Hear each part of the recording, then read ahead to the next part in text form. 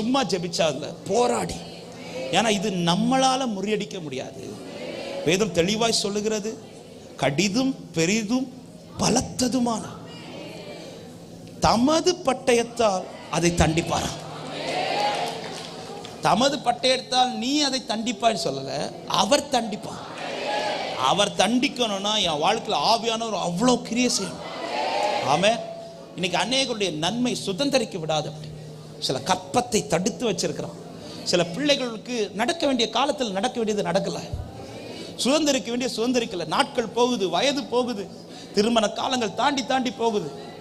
நடக்க வேண்டிய நாட்கள் தன் காலத்தில் தன் கனியை கொடு. அந்தந்த காலத்தில் நடக்க வேண்டியது நடக்கணும். ஆமே. இதெல்லாம் சர்ப்பத்தினுடைய பெரிய தந்திரம்.